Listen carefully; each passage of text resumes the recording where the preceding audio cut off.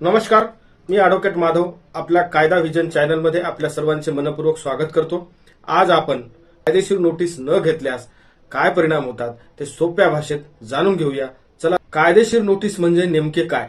तर कायदेशीर नोटीस म्हणजे साधा, सोपा आणि सरळ अर्थ सूचना देणे होय। एखाद्या व्यक्तीने किंवा संस्थेने वकिलाच्या मार्फत पाठवलेला दस्तऐवज जो कायदेशीर कारवाई आणि दाव्याबद्दल दुसऱ्या पक्षाला सूचित करतो, हा एक लेखी संप्रेषण आहे, ज्याचा उद्देश प्राप्तकर्त्याला त्यांच्या कायदेशीर दायित्वाची माहिती देणे किंवा कायद्याचे पालन करण्याची मागणी करणे आहे।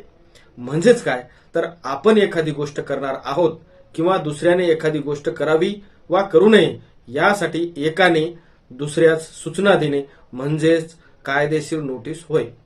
आता कायदेशीर नोटीस का दिली जाते? तर कराराचा भंग करणाऱ्या, गुंतवणुकीत गुंतलेल्या किंवा एखाद्या अधिकाराचे उल्लंघन करणाऱ्या व्यक्तींना किंवा व्यावसायिकांना अनेकदा कायदेशीर नोटिसा पाठवल्या जातात।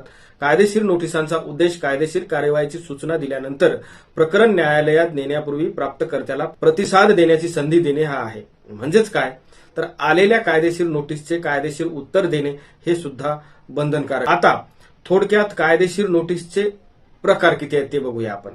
तर कायदेशीर समस्येच्या स्वरूपावरून विविध प्रकारच्या कायदेशीर नोटिसा जारी केल्या जाऊ शकतात।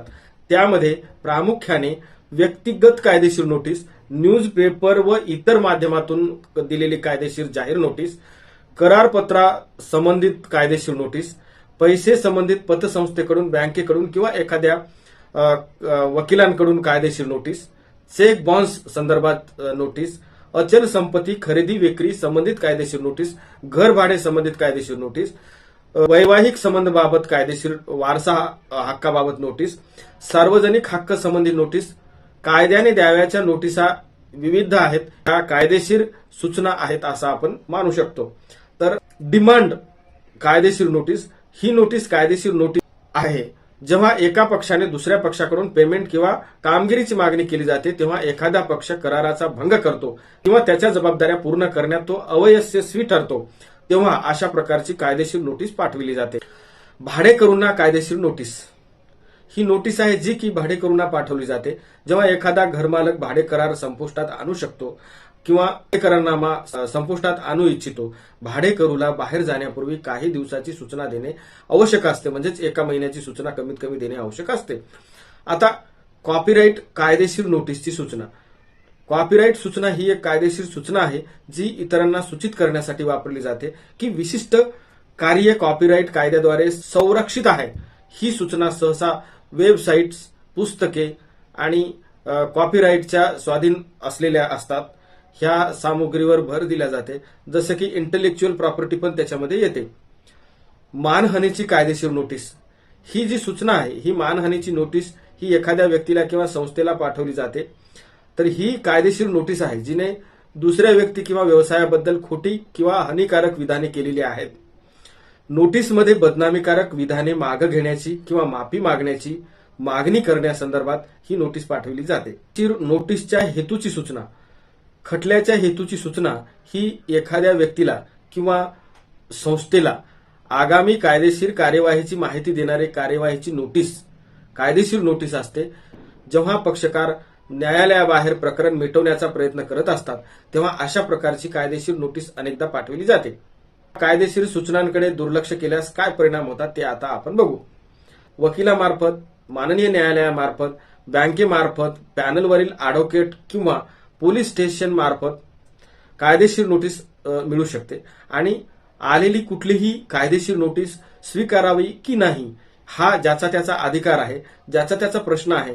ज्या व्यक्तीच्या नावाने कायदेशीर नोटीस आलेली आहे त्या व्यक्तीने नोटीस घेणे हे बंधनकारक आहे।